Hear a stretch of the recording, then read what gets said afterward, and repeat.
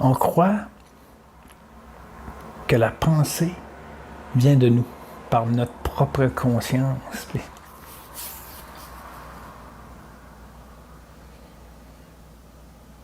Mais nos pensées ne sont pas les nôtres. Les pensées qu'on a sont créées par une énergie. Puis là, je ne parle pas de ce que les autres vivent, là, je parle de ce que moi je vis. C'est pour ça que je vous compte ça, ce que je suis rendu. Il y en a qui disent, j'ai hâte de voir ça. Il n'y a rien à voir. Mais il n'y a rien à contrôler, il n'y a rien à... Toutes les pensées que vous avez, non, je parle aux gens, les pensées que j'ai, que je pense que c'est moi, en tant que personne, ne viennent pas de moi. Et aujourd'hui, ces pensées, j'en ai de moins en moins. Là, je suis en train de descendre à l'intérieur de moi, je suis en train de... C'est dur. C'est dur, c'est dur dans le sens que c'est un ressenti de vide. Voilà, le vide. Amis des auteurs. Si vous cherchez Saint-Germain-des-Prés, vous êtes dans la mauvaise direction. J.L. Trevor nous a fait des crêpes. Je fous tout en l'air. Et donc tu fais le con tous les mois? Je fais le con tous les mois. Ça va faire de la pub, l'ami des auteurs, mais pas comme vous croyez. Salut les scribouillards. Ce que j'ai remarqué depuis que j'ai relancé cette chaîne YouTube, c'est-à-dire ça fait maintenant 3 mois environ, me rappelle ce que j'avais remarqué au sujet de l'écriture. Et que très certainement un grand nombre d'auteurs ont remarqué aussi.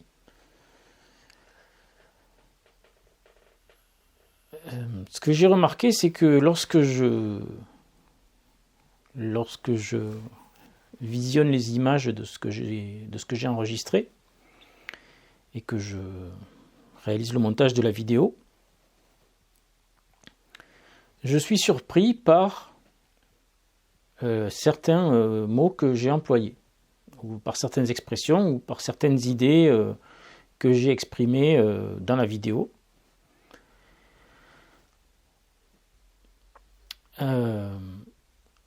Alors, qu'est-ce que ça signifie?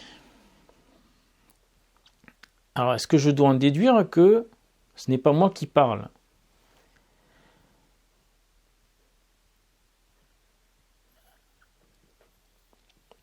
Pendant que il y a 2 jours, alors que l'idée de cette vidéo commençait à faire son chemin,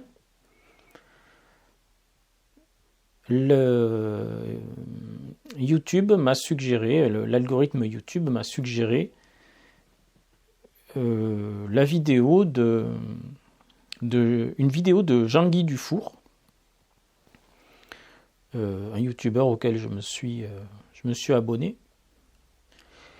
Et le titre de cette vidéo, c'est « Vous n'avez aucun contrôle sur ce que vous croyez être vos pensées ». Alors j'ai trouvé la coïncidence très intéressante et je me suis dit, décidément, le hasard n'est pas là par hasard.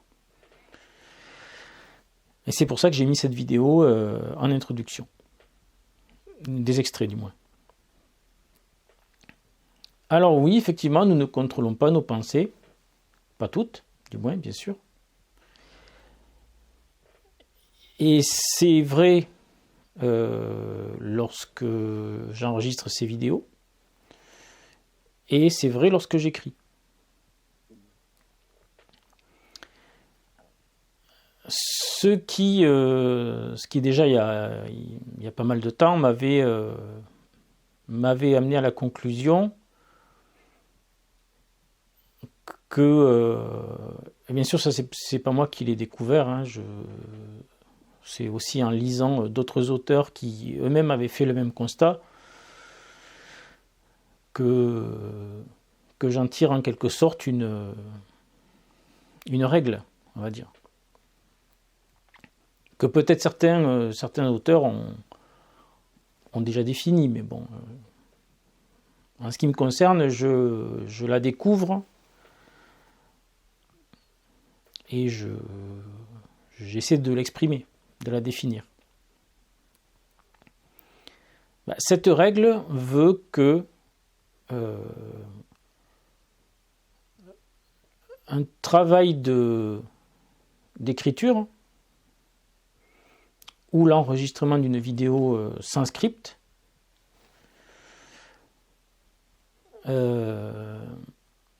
c'est un travail conjoint de votre conscience, de la conscience de l'auteur, de la conscience du vidéaste et de son inconscient. Inconscient qui ne pourrait pas s'exprimer sans l'acte d'écrire ou sans l'acte de parler devant une caméra. C'est sûrement aussi l'inconscient qui s'exprime lorsqu'un peintre peint un tableau ou lorsqu'un artiste quelconque exerce son art.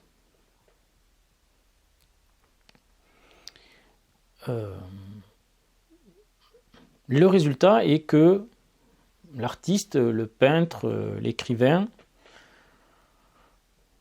produit un travail et lorsqu'il prend du recul par rapport à son travail, analyse son travail, en fait l'autocritique, eh bien il est lui-même surpris, en partie du moins, par le résultat obtenu.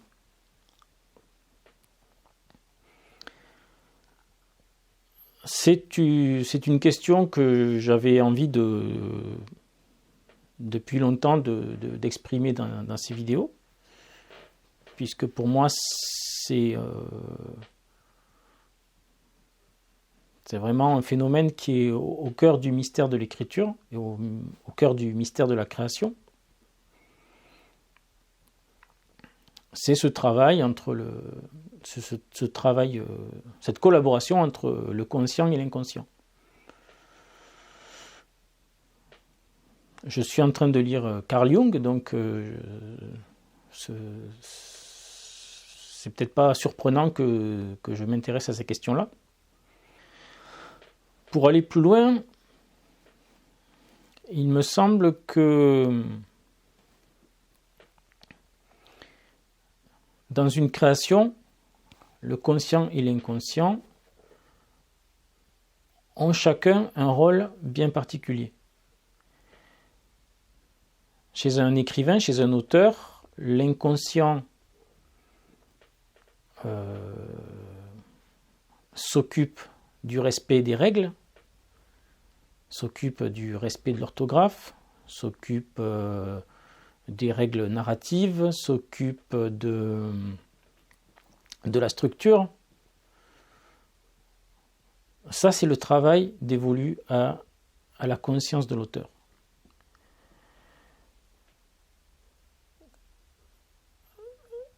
C'est l'inconscient qui raconte l'histoire. C'est l'inconscient qui dicte l'histoire à l'auteur.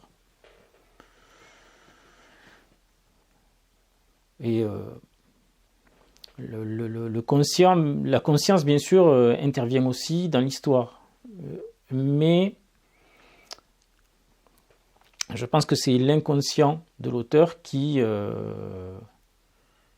insuffle dans l'histoire, dans la narration, pour une histoire de fiction en tout cas, pour un romancier ou un auteur de nouvelles. C'est l'inconscient qui insuffle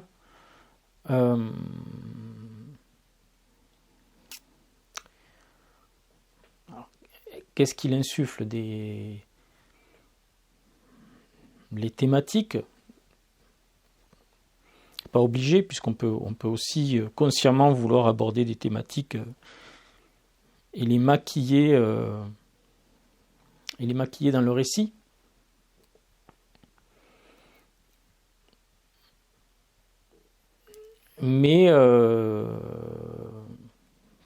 je pense que l'inconscient insuffle des thématiques, insuffle des...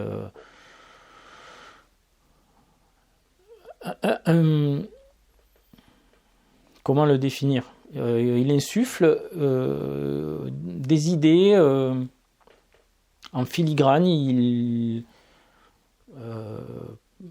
peut-être celui qui dicte le style.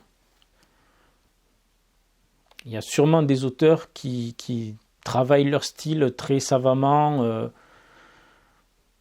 En fait, ça dépend de l'auteur. Ça dépend de l'auteur. Je pense qu'il y a des auteurs qui veulent exercer un contrôle absolu sur leur travail. Donc ils vont abondamment travailler le style, la structure, tous les aspects de l'écriture. Et je pense qu'il y a des auteurs dont je fais partie, je pense, préfèrent laisser parler leur ombre, comme dirait Carl Jung. Et je disais dans la dernière vidéo, j'ai dit un arbre ne donne pas de fruits tous les jours. Et donc le fait, selon moi, d'écrire tous les jours ne peut pas donner toujours de bons fruits. Cette formule m'est venue comme ça. Cette formule...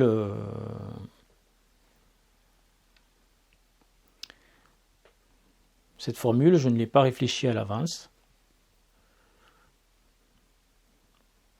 Bien sûr, il m'arrive à tout moment d'avoir des phrases et des idées. Je me dis, tiens, ça, je vais le glisser dans une vidéo le moment venu. Donc, je suis de ces auteurs qui préfèrent laisser une large place à l'expression de l'ombre, puisque je pense que, alors pour les gens qui connaissent un petit peu les théories de Jung, je ne vais pas rentrer dans les détails, mais il y a le visage social, le masque, que Jung appelle la persona. Derrière cette persona, il y a la conscience. Et très loin au fond très loin derrière la conscience, même à l'extérieur de la conscience, il y a l'ombre qui renferme à la fois toutes tout ce que l'on veut cacher aux autres, nos pulsions, nos défauts, nos côtés les plus sombres,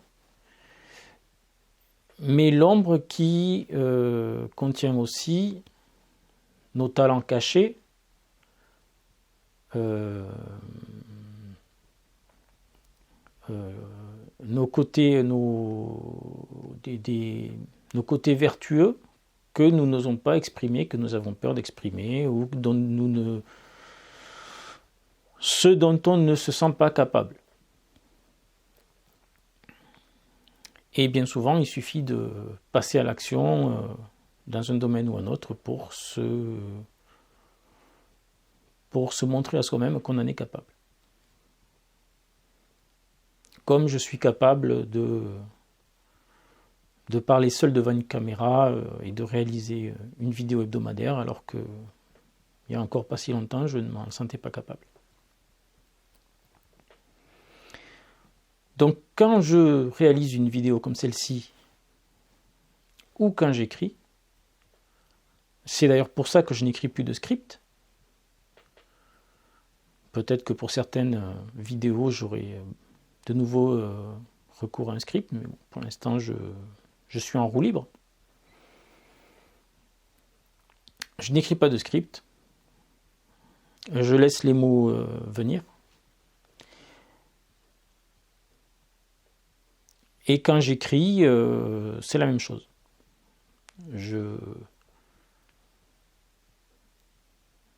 J'ai un vague objectif dans le lointain, plongé dans la brume. J'ai éventuellement quelques jalons. Je sais que je vais traverser des endroits, je sais que je vais rencontrer des personnages.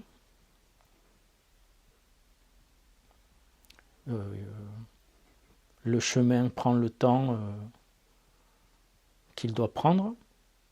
Je peux aussi prendre des mauvais chemins, je peux me tromper d'embranchement, c'est ce que je disais aussi la semaine dernière par rapport à Justice. J'aurais pu prendre un tas d'autres chemins pour écrire ce livre, j'ai pris des chemins dont j'ignorais l'existence et je les ai parcourus. Je suis allé voir où ça me menait. Donc voilà, je suis de ces auteurs qui, plutôt que cadenasser tous les aspects d'un récit,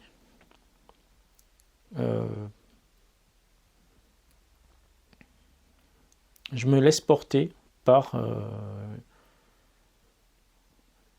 je laisse mon ombre s'imprimer,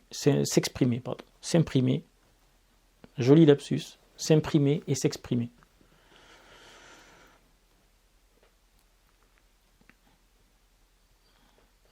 C'est pour cela que je ne crée jamais de fiches de personnages. Je ne crée jamais de plan préétabli. Alors ça ne veut pas dire que mes livres sont un foutoir absolu. Il y a bien un plan, il y a bien une structure. Mais la structure s'élabore au fur et à mesure que...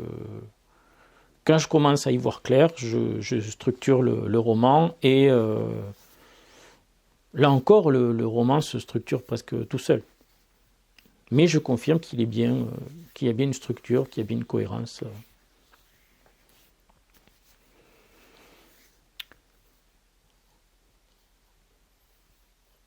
Et en réalité, ce constat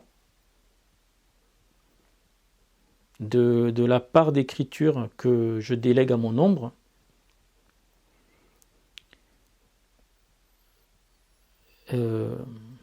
c'est le point central de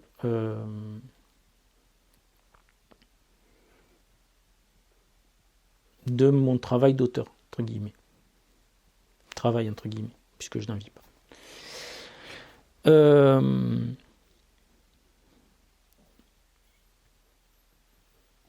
C'est le point central de ma doctrine littéraire, si je peux parler comme ça.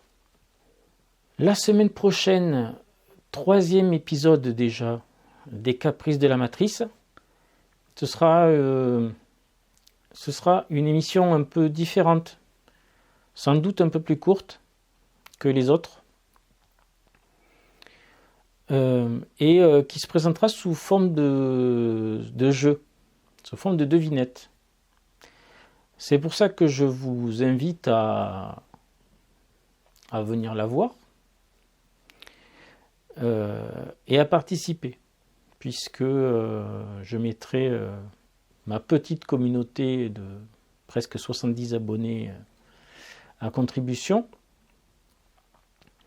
Et bien sûr, les gens qui ne font pas encore partie de ma communauté, mais qui alors, ne tarderont pas, j'en suis sûr, à la rejoindre très bientôt. Les Caprices de la Matrice, ce sont les émissions les moins regardées de ma chaîne. Ça peut se comprendre, elles sont un petit peu à part. Mais si ça vous dit de jouer le jeu la semaine prochaine, de venir voir les Caprices de la Matrice et d'essayer de répondre à la petite énigme que je vais vous poser, ce sera avec plaisir que j'interagirai avec vous.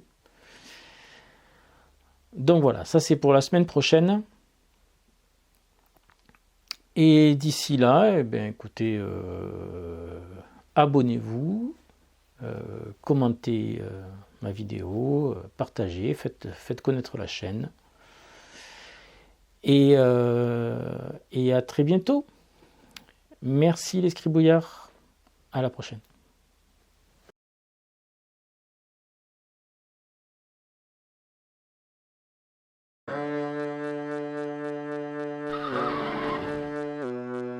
Cavalier empanaché avec l'épée au côté, D'Artignac comme chevauché, pas besoin de cravacher, engagé sur un sentier, en plein cœur de la forêt, seul et isolé, à la merci des orangers, mais qui viendra s'y frotter, viendra s'y piquer, à la pointe de son épée, D'Artignac saura corriger, les vauriens, les malandrins, tous les bandits de grand chemin, les aigres princes padassins, qui n'ont que l'arsin pour dessin, je vais pas faire un dessin, carrément une BD, sur D'Artignac tu peux compter.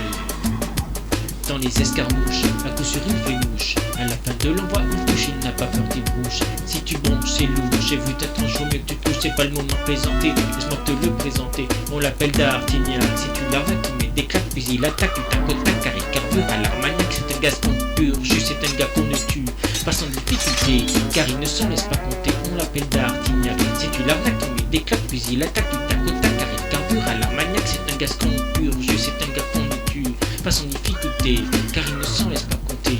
En route pour Paris, avec sa seule amie, tu lis jument, il brame le temps, les éléments, pour rejoindre avec folle les mousquetaires du roi. C'est par une vieille sorcière, au détour d'une clairière, près d'un presbytère, que jaillira le mystère. Ses yeux étaient poussière, il arrive à la bonne soupière, de fil en rapière, tel est son pierre, l'hiver, n'y a pas plus fort. On voudrait sur le tort, mais quand il flaire un coup d'orgue, il joue l'intrus, il s'insinue pour malmener les malheureux.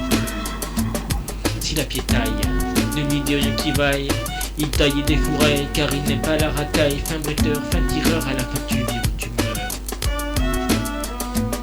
On l'appelle D'Artignac, si tu l'arnaques, il met des claques, puis il attaque du tac au tac, car il carbure à l'armagnac. C'est un gascon pur, juste c'est un gars qu'on ne tue pas sans difficulté, car il ne s'en laisse pas compter. On l'appelle D'Artignac, si tu l'arnaques, il met des claques, puis il attaque du tac au tac, car il carbure à l'armagnac. C'est un gascon pur, juste c'est un gars qu'on ne tue pas sans difficulté, car il ne s'en laisse pas compter. Voici les cadets de Gascogne, Verse-Velay et casseroles. Voici les cadets de Gascogne, œil d'aigle, jambe de cigogne. Voici les cadets de Gascogne, Verse-Velay et casseroles. Voici les cadets de Gascogne, de gloire leur âme est ivrogne. Voici les cadets de Gascogne, Verse-Velay et casseroles. Voici les cadets de Gascogne, œil d'aigle, jambe de cigogne. Voici les cadets de Gascogne, Verse-Velay et casseroles. Voici les cadets de Gascogne, de gloire leur âme est ivrogne.